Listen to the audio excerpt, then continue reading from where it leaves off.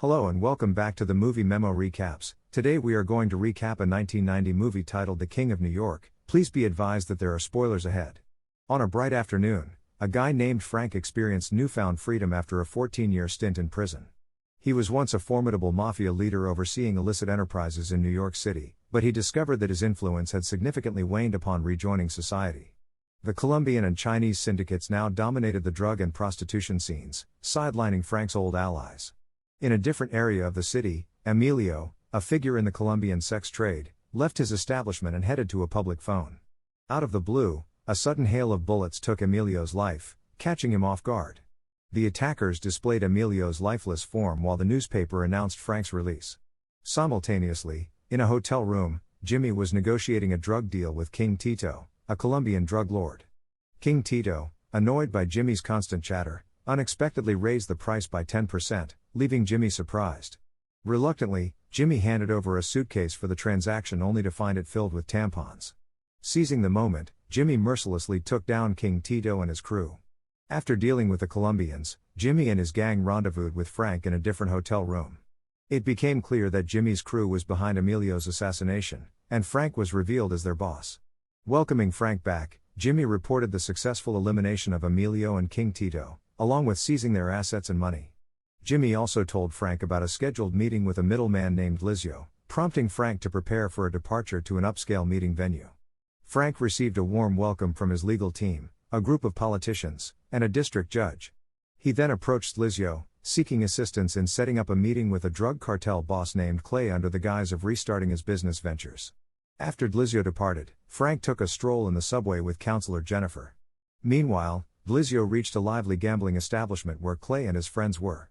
Delivering Frank's message, Lizio faced resistance as Clay rejected the idea of a meeting, mocking Frank for affiliating with rivals and expressing a preference for dealing solely with Colombians.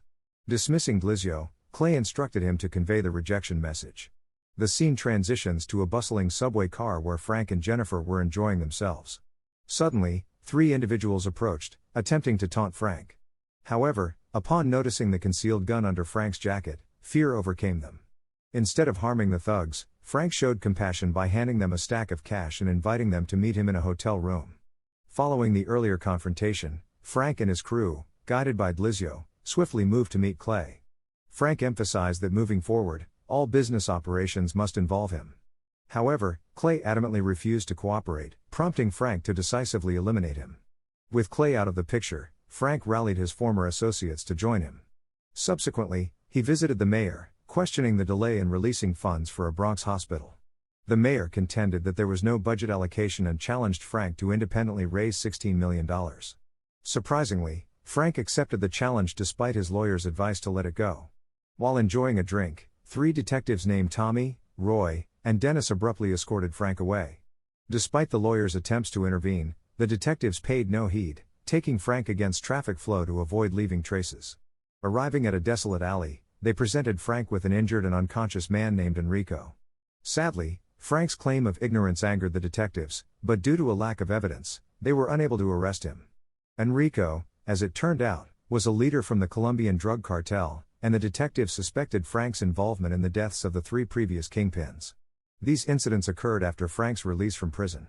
Simultaneously, Delizio met with Wang, a triad boss from China, in a movie theater to convey a business message from Frank. Wang insisted on receiving cash payment for an item weighing 220 pounds. Recognizing Frank's financial constraints, Delizio suggested a face-to-face meeting between Wang and Frank to reach a mutually beneficial agreement. The next day, Jimmy stopped at a fast food store, generously giving money to an elderly woman and her grandchildren. Suddenly, detectives and police officers appeared out of nowhere, attempting to ambush him. Jimmy found himself surrounded and unable to escape, leading to his arrest on charges of killing several Colombians, with Enrico's testimony as evidence against him. Meanwhile, Frank visited a struggling hospital in the Bronx, desperately in need of government funding. He restated his proposal to Wang, but they couldn't agree on the price for Wang's belongings. Frank proposed a partnership in which they would sell the items together, sharing the profits to benefit the hospital. However, Wang insisted on receiving cash for everything. Back at the hotel, Frank received news of Jimmy's arrest. Fueled by determination, Frank ordered his crew to quickly secure Jimmy's release. Later that night, Frank dispatched Jennifer and the crew to release Jimmy from custody. Arriving at the scene, the three detectives were furious to witness Jimmy's release. Jennifer forewarned them that a court case would ensue if they did not agree. Sometime later in Chinatown, Frank and his men arrived, swiftly identifying the Chinese gangs. They ruthlessly eliminated all the tribe members. After the massacre, Frank and his men arrested Wang, forcing him to reveal all his possessions. Even after surrendering all his belongings, Wang's situation worsened and he met a swift end. A few days later, thanks to Frank's generous donation, the Bronx hospital opened its doors to the public. This news infuriated Dennis, who believed that Frank had become the king of New York while they were stuck in meaningless jobs. He contended that the law favored Frank, who had all the money, making it impossible to catch him by playing within the system. To take action, Dennis suggested a group of detectives should confront Frank, creating a competition-like situation between gangs. However, Roy disagreed with Dennis's plan, but Dennis paid no attention to his objections. Frank's crew was enjoying a party at a lively club one night, while Frank himself was preoccupied with a phone call. After some time, Delizio arrived with a Los Angeles-based drug cartel boss. This man knew that Frank possessed a 200-pound item from Wang and wanted to purchase it. Unable to pay the full amount, he proposed paying half up front and the rest after the sale in Los Angeles. Frank, however, insisted on selling the entire item at once. In response, the man requested time to inspect the item first. Unexpectedly, as soon as he stepped outside, he killed one of the guards, revealing Delizio's collaboration with him. It didn't take long before armed men stormed the scene, causing chaos to erupt. In the midst of the shootout, Frank successfully helped Jimmy escape, but one attacker held onto their car door. When Jimmy tried to knock him out, they discovered he was a cop. Without mercy, Frank brutally struck him with a fire extinguisher. Witnessing their partner's demise, the remaining attackers gave chase. It turned out they were none other than Tommy and Dennis. A high-speed chase ensued, accompanied by intense gunfire. After a considerable amount of time, Frank managed to evade Tommy and Dennis, successfully losing their trail in the car. As Tommy and Dennis searched for them, Frank suddenly crashed his car into theirs, causing a violent collision. Seizing the opportunity, Jimmy opened fire before making a final escape.